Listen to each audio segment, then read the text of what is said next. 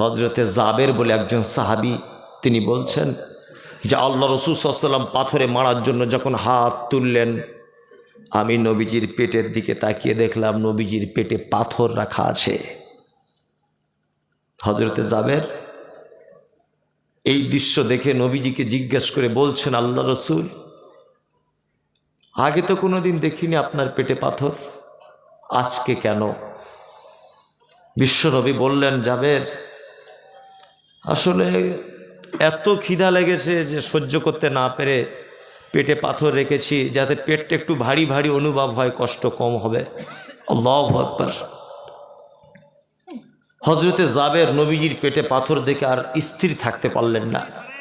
নবীজিকে বলছেন, জাবের, আল্লাহ রসুল, আপনি একটু আমাকে অনুমতি দেন, আমি বাড়ি যাব। আল্লাহ রসুল বলছেন, জাবের, বাড়ি চলে যাও। হজরতে জাবের বাড়ি গেলেন, বিবিকে ডেকে বলছেন, তাড়াতাড়ি করে এসো। আশ্চর্য ঘটনা, আমি নিজে চামড়ার চোখে দেখলাম বিশ্ব নবীর পেটে পাথর রাখা আছে। বাড়িতে কিছু খাবার আছে? জাবেরের স্ত্রী বলছে, একটা বকরির বাচ্চা আছে, আর দুটো একটা বাচ্চা ছেলের মতো খাবারের আটা আছে। হজরতে জাবের বলছেন, আমি তাহলে তাড়াতাড়ি করে জবাই করে দিই, বকরি তুমি রান্না চাপিয়ে দাও আর রুটি বানাতে লাগো। নবীজিরে করুণ অবস্থা থেকে আমি আর থাকতে পারছি না। তখন জাবেরের স্ত্রী বলছেন, আপনি তাড়াতাড়ি করে নবীজিকে গিয়ে বলুন যে আমার স্ত্রী আপনাকে দাওয়াত দিয়েছে। হজরতে জাবের চলে এলেন খন্দকের ময়দানে, বিশ্ব নবীকে বলছেন, আল্লাহ রসুল, বাড়িতে সামান্য কিছু খাবার তৈরি করেছে আমার স্ত্রী, আপনাকে আমার স্ত্রী বাড়িতে ডেকেছে, আপনি একটু চলুন আর দুই একজন সাহাবীকে সাথে নেন, চলুন গিয়ে কিছু খেয়ে আসি। এই কথা যখন বলেছেন, তখন আল্লাহ নবী সাল্লাল্লাহু আলাইহি ওয়াসাল্লাম খন্দকের 1000 সাহাবী ছিলেন, কত? 1000 সাহাবীর দিকে তাকিয়ে বললেন, এ সাহাবীরা, আরে দা কোদাল কুরুল যার কাছে যা আছে নিজ নিজ স্থানে রেখে দাও, চলো জাবেরের বাড়িতে দাওয়াত খেতে যাব। জাবের তো মাথা খারাপ, একটা বকরির বাচ্চা কতটা গোস্ত হবে? 3 কেজি 4 কেজি হবে, হয়তো 5 কেজি হবে। 1000 সাহাবী, কত? 1000। এটা সহিহ হাদিসের ঘটনা। হাদিসে আছে না নেই? আছে। জাবের তো ভয়ে থরথর করে কাঁপছেন, কি ব্যাপার, কি সমস্যা হলো, আমার মান সম্মান সব চলে যাবে। জাবের যখন চিন্তিত অবস্থায় বাড়ি ফেরত যাচ্ছেন, আল্লাহ রসুল তখন জাবেরকে পিছন দিক দিয়ে ডেকে বলছেন, জাবের শোনো, বাড়িতে গিয়ে প্রথম কাজ তুমি তোমার স্ত্রীকে বলবে, তোমার স্ত্রী যে চুলার উপরে গোস্ত রান্না করছে ওই গোস্তর হাঁড়িটা যেন চুলা থেকে না নামিয়ে দেয়। 2, তোমার স্ত্রী আটা খমির করে যেটা রুটি পাকাচ্ছে রুটির পাত্র যেন চুলা থেকে না নামায়। আমি যাচ্ছি, জাবের চলো। তখন হজরতে জাবের বাড়িতে এসে খুব মন খারাপ, স্ত্রীকে ডেকে বলছেন, সর্বনাশ হয়ে গেছে, ঘটনা এই, আমি আল্লাহর নবীকে দাওয়াত দিয়েছি আর নবীজি 1000 সাহাবীকে দাওয়াত দিয়েছেন।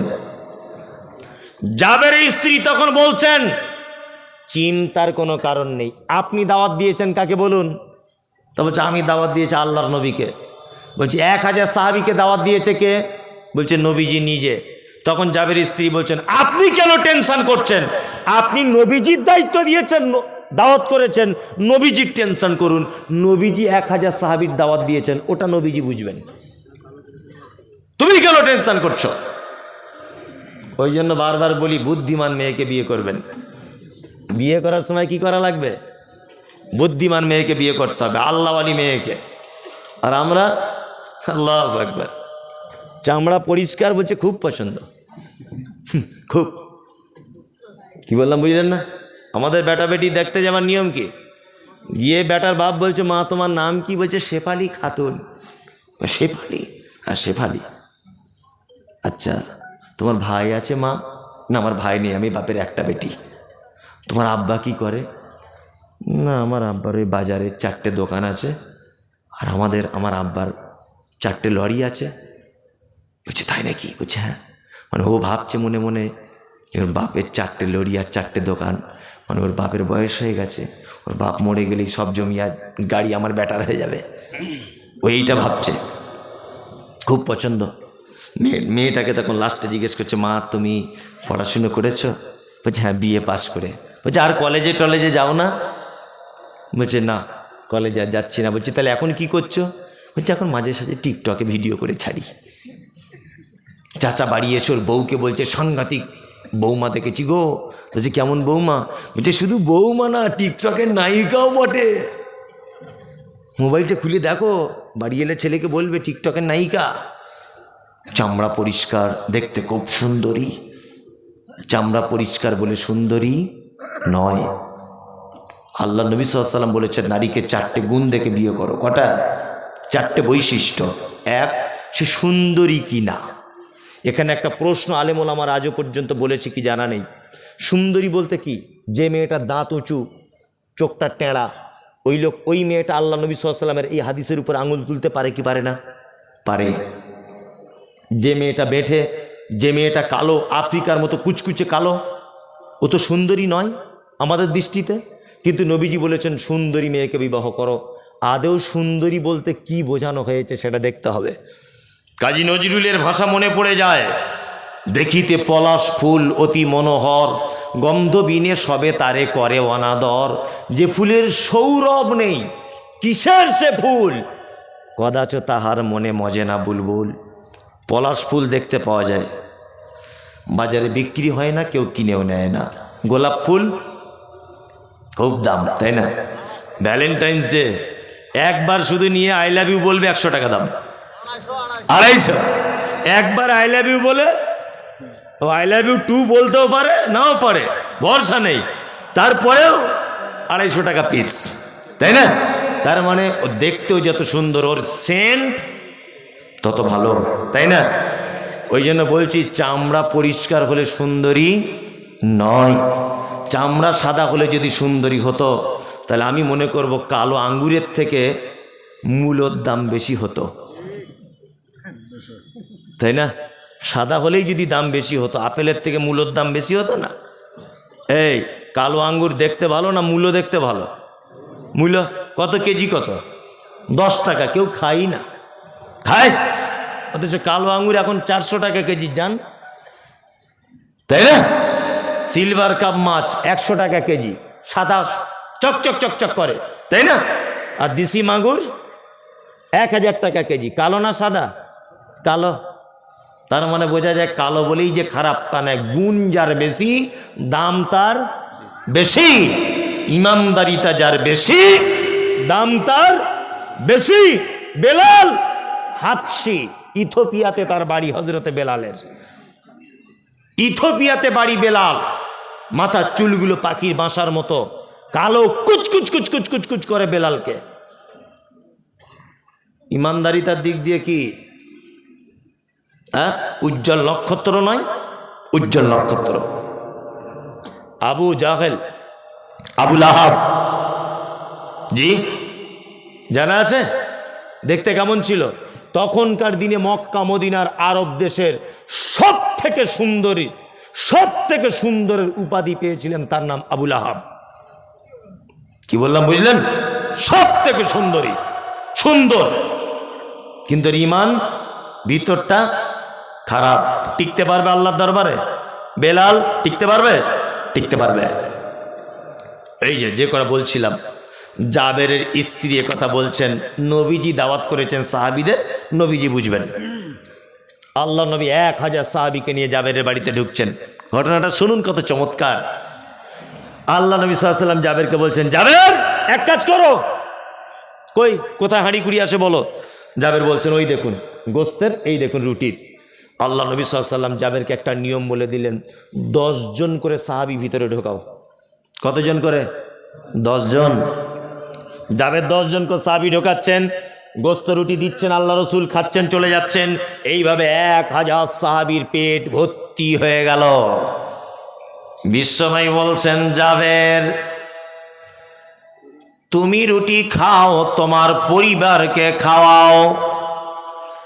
হযরতে জাবের বলছে, আমি রুটি খেলাম, আমার পরিবারকে খাওয়ালাম। জাবের বলছেন, ইয়া রাসূলুল্লাহ, কে রুটি তো এখনো যেমন তেমন কার আছে, গোস্ত যেমন তেমন কার আছে, ওদার নবী বাকিটা কি করব? বিশ্বনবী বলছেন, জাবের তোমার প্রতিবেশীদের ভিতরে রুটি তরকারি বিলি বন্টন করে দাও। হযরতে জাবের বলছেন, আমার প্রতিবেশীদের ভিতরে বিলি বন্টন করে দিলাম, তারপরেও যেন যেমনকার মাল তেমন আছে। হযরতে জাবের বলছেন, সেই দিনকার গোস্ত রুটি যদি গোটা মদিনা শহরবাসীকে আমি যদি বিলি বন্টন করে দিতাম, গোটা মদিনার মানুষ যেন খেয়ে পরিতৃপ্ত সহকারে তার ক্ষুধা নিবারণ হয়ে যেত, তাও যেন কম হয়ে যেত না। আল্লাহু আকবার। কতটা বকরি? একটা বাচ্চা, আর রুটি দুটো তিনটে বাচ্চা ছেলে। আমরা যদি অলৌকিক কোনো ঘটনা যদি শুনতেই হয় আল্লাহর ওলিদের, আমরা এগুলো শুনবো, তাই না? হাদিস থেকে শুনবো, তাই না? জি, এর থেকে আপনি শিক্ষা গ্রহণ করুন। আপনাকে আমি বলে দিচ্ছি কয়েকটা কথা। সেটা হচ্ছে এই যে আপনার স্ত্রী আপনার বাড়িতে বরকত না হবার কয়েকটি কারণ বলে দিব। ছোট্ট কথা আমল করুন, আমি আর 5 মিনিট আছি। এক, বাজার থেকে যদি আপনি 1 কেজি গোস্ত কেনেন, আপনার স্ত্রীকে বলবেন 750 গ্রাম রান্না করতে, 250 গ্রাম ফ্রিজে ঢুকিয়ে রাখতে, বরকত হবে। কি বললাম বুঝলেন? বাড়ি থেকে বেগুন, বাজার থেকে বেগুন এনেছেন 4 পিস, 3 পিস রান্না করুন, 1 পিস রেখে দেন। 2, আপনার স্ত্রীকে বলবেন আমাদের দরজা থেকে যেন কেউ ফেরত না যায়। তুমি যত কাজেই ব্যস্ত থাকো, তুমি উত্তম কথা বলে ভিখারিকে বাড়ি থেকে বিদায় জানাবে, সাদকার নেকি পাবে। নাম্বার 3, আপনার স্ত্রীকে আজকে থেকে একটা অভ্যাসে পরিণত করাবেন যে তরকারি যাই রান্না করে একটু ঝোল করে রান্না করবে, এতে বরকত হবে। নাম্বার 4, আপনার স্ত্রীকে বলবেন হাঁড়ি থেকে ভাত যখন খুলবে, চামচটা যেন হাঁড়ির মাঝখানে যেন মেরে না দেয়, হাঁড়ির এক সাইড দিয়ে ভাতটা খুলতে বলবেন, মনে থাকবে। নাম্বার 6, আপনার স্ত্রীকে বলবেন চাউলের বস্তাতে এখনো 3 দিনের রান্না করার চাউল আছে, আপনি আবার চাউল কিনে ওই বস্তাতে ঢেলে দিবেন, চাউলে বরকত হবে। তেলের বোতলে এখনো 150 গ্রাম তেল আছে, 2 দিন রান্না করা যাবে, আবার বাজার থেকে তেল এনে ওই বোতলে ঢেলে দেন, তেলে বরকত হবে। কি বলছি বুঝতে পারছেন? একেবারে চাউলের বস্তা ঢেলে নিয়ে আর রান্নার কিছু নেই, আগামীকাল আপনার স্ত্রী তখন বলছে বাড়িতে কিছু নাই, কিছু আনো, আনতে তখন দেরি হয়ে গেল। হ্যাঁ, হঠাৎ 2 জন মেহমান এসেছে, রাতের বেলা চাউল নাই, অপমান হবেন কি হবেন না? 1 কেজি মাংসের ভিতরে 750 গ্রাম রান্না করতে বলুন, 250 গ্রাম রেখে দিতে বলুন। কারণ আপনারা দুপুরবেলা খাওয়া দাওয়ার পরে হঠাৎ করে মেহমান এসেছে বাড়িতে, পরিচিত মানুষ, আপনার দুলাভাইয়ের ভাই, আপনি কি করবেন? দুপুরবেলাতে কোনো গোস্তর দোকান খুঁজে পাওয়া যায় না, আপনি কি করবেন? ফ্রিজ থেকে 250 গ্রাম মাংস বার করে কোনো রকম মান সম্মানটা বাঁচবে কি বাঁচবে না? বাঁচবে। ওই জন্য বলছি, জ্ঞানী মানুষ, জ্ঞানী মহিলাকে বিবাহ করবেন, সুন্দরী বলতে পর্দানাসীন আল্লাহওয়ালি মেয়েকে বিবাহের প্রস্তাব রাখবেন, আপনার এহকাল এবং পরকালে কি সুখে থাকবেন। কি বললাম বুঝলেন? বিনীত অনুরোধ থাকলে এই, আল্লাহ সুবহানাহু ওয়া তাআলা বলছে ওয়ালা তাত্তাবিউ মিন দুনিহি আউলিয়া কলিলাম মা তাযাক্কারুন। আল্লাহ বলছে এতক্ষণ পর্যন্ত যে কথাগুলো কোরআন মাজিদ আমি বললাম, কলিলাম মা তাযাক্কারুন, এই ব্যাপারগুলো অল্প সংখ্যক মানুষ বুঝে। অল্প সংখ্যক মানুষ বুঝে। দুনিয়াতে পীর ফকিরের দল বেশি না সঠিক দল বেশি? হ্যাঁ, পীর ফকিরের, তাই না? আল্লাহ বলছে কালিলাম মা তাযাক্কারুন, এই কথাগুলো অল্প সংখ্যক মানুষ বুঝে। এখানে যারা বসে আছেন সকল দিনই ভাই এবং বোনেদের কাছে বিনীত অনুরোধ, ছোট্ট ছোট্ট করে কয়েকটা কথা বলে রাখছি। যারা ব্যস্ততার মধ্যে আছেন আপনি চলে যেতে পারেন, কোনো সমস্যা নেই, তবে কথা বলবেন না। যদিও 12টা পর্যন্ত টাইম, 12টা বেজে গেছে। হ্যাঁ, 5 মিনিট বাকি আছে, যাই হোক।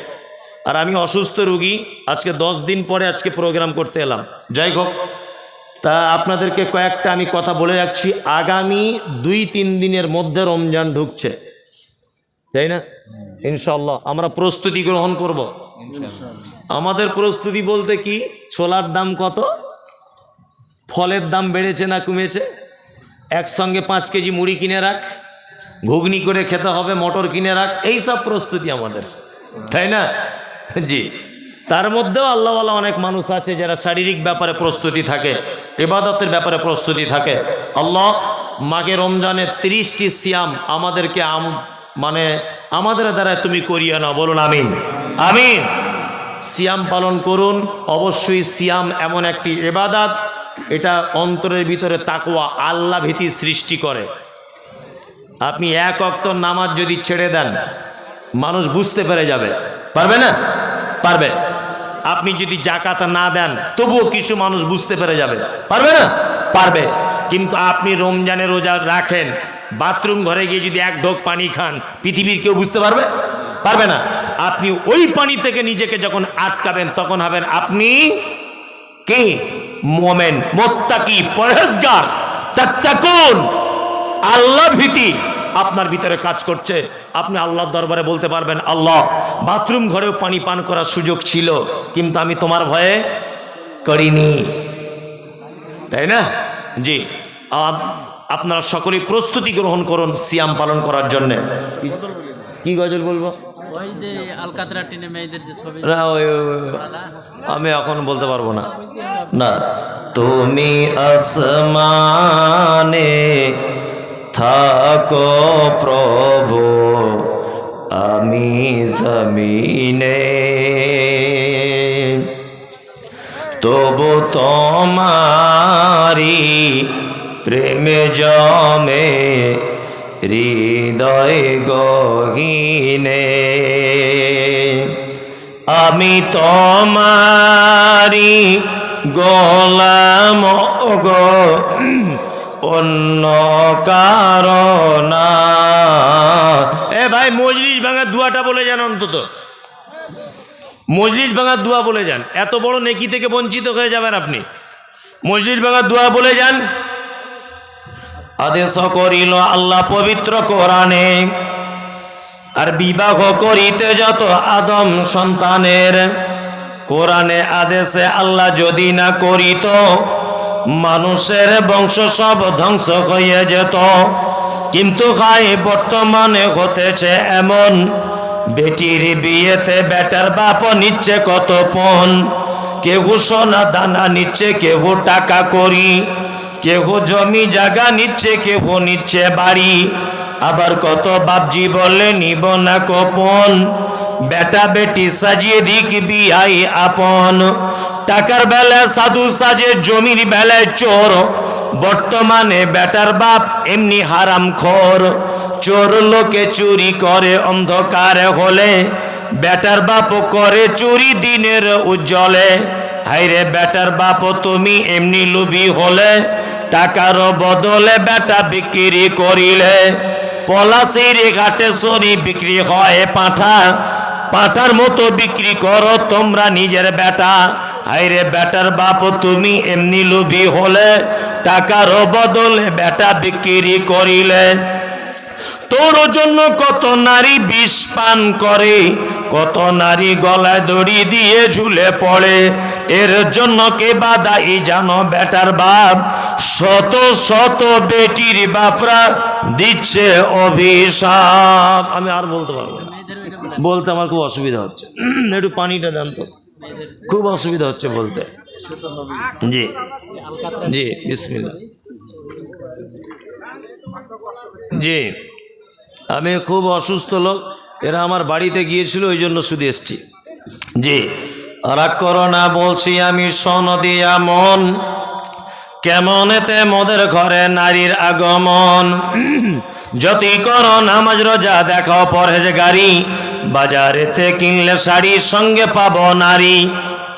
আসল নারী মা গাওয়া এলো দুনিয়াতে, ওই নারী হতে এত নারী হিসাবকে বারাখে।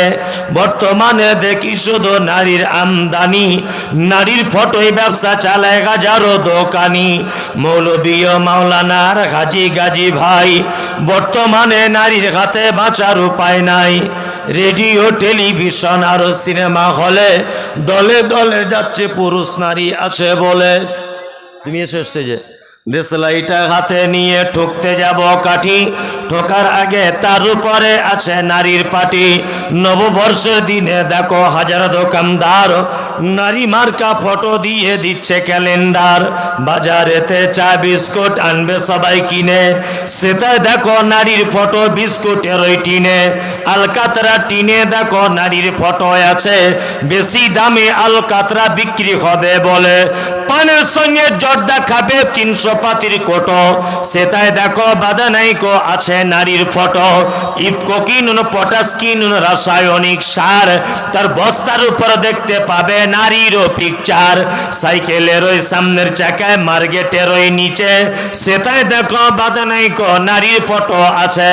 তোর বউকে যায় না দেখা যায় না রাস্তাঘাটে, ওই বউকে দেখবে সবাই ভোটের তালিকাতে। গজল